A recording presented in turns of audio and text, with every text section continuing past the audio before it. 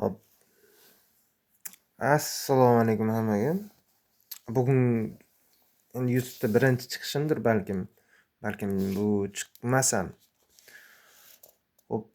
Bismillah deb boshlaymiz. Endi birinchi men nima qilmoqchiman? Kitob.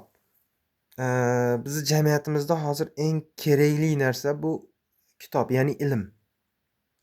Qaysidir sohani egallashimizdan qat'iy nazar, u soha bo'yicha ilmimiz bo'lishi kerak. Ya'ni qaysi soha u o'qituvchilik sohasimi, injenerlik sohasimi yoki ustachilik sohasimi, u bo'yicha bitta kitob o'qigan bo'lishi kerak inson. Ya'ni bitta emas, endi shu ma'lum bir darajada 100 ta yoki u soha bo'yicha balkim 100 ta kitob yo'qdir, lekin o'qish kerak. Masalan, marketing bo'yicha hozir juda ko'p kitoblar yozilyapti. Undan tashqari undan tashqari iqtisodiyot bo'yicha va propaganda, masalan, bu yaxshi kitob bu ham. Hali o'qimadim-ku, propaganda yaxshi deyishyapti. Mana hozir ko'rsatmoqchi bo'lgan kitobim bu, meni ko'rsatmoqchi bo'lgan kitobim bu ulamolar nazdida vaqtning qadri. Qiymatu zaman indal ulama. Abdul Fattoh Abu G'udda degan bu adashmasam suriyalik yozuvchi bo'lishi kerak. Balkim adashgan ham bo'lishim mumkin. Endi bu kitob shunday darajada yozilganki, o'zingizni har bir soniyani qadriga yetish kerakligini bilasiz bu kitobda. Abu Fattoh Abu G'udda, ulamolar nazdida vaqtning qadri. Bu yerda Ibn Ma'in degan olim yoki kim bu yerda Imom Navaviyni hayotlari haqida yoki Ibn Moja olimlar haqida keltirilgan yoki masalan Abu Rayhon Beruniy haqida adashmasam keltirilgan. Abu Rayhon Beruniy haqida ham o'lishidan oldin yoki vaqtni qay darajada qadrlaganliklari. Qaysidir olimlar aytadiki, vaqtni shu darajada qadrlaganidan, kitoblarni o'qishlikni va yozishni qadrlaganidan u ovqat yeyotgan paytida ham kitob o'qib o'tirgan degan bir gaplari bor. Endi bu yerda mundarajasiga qarab ko'pchilik endi kitobni nimasiga qarab olish kerak desa, eng birinchi navbatda men mundarajasiga qarayman. Mundarajasi o'zi insonga bir yaxshi bir saviyali yozilgan kitobligini bildiradi. Bittada bir 2-3 ta anaqalarni boblarni o'qib ko'rsangiz, masalan, Navaviyni kecha kunduz faqat bir marta ovqatlanar edi deyishligi.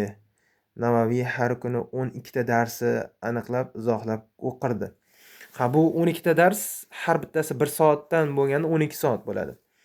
Muvattodan bitta dars, Buxoriydan bitta dars, shunaqa qilib o'rgangan deyiladi. Bu yerda Fariddin Ar-Roziy bor. Ar-Roziyni endi ko'pchilik bilsa kerak, bu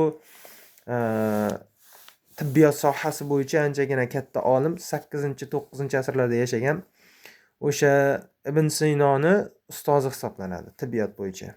Ibn Sinoni ustozi hisoblanadi.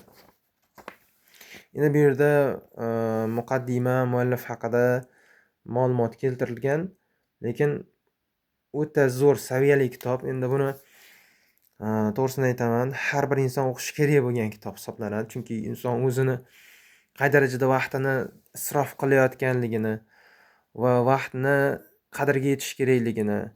Chunki eng katta ne'mat ikkita narsada deyiladi. Bittasi sog'liq, bittasi vaqt. Bo'sh vaqt. Bo'sh vaqt bilan sog'liq eng qadrlanmaydigan narsa bo'lib qolgan hozirgi davrda ko'pchilik insonlarda.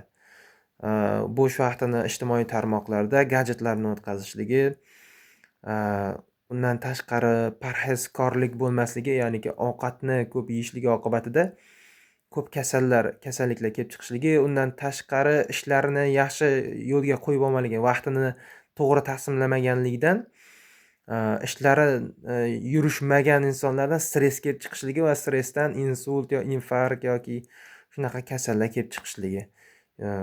Bu yuz berayotgan davrdamiz hozir. Ayniqsa ancha bir ko'payayotgan davr hisoblanadi. Endi har bir insonga eng avvalo kerak bo'lgan narsa ikkita narsa, shu aytayotganimiz bo'sh vaqt va sog'liq.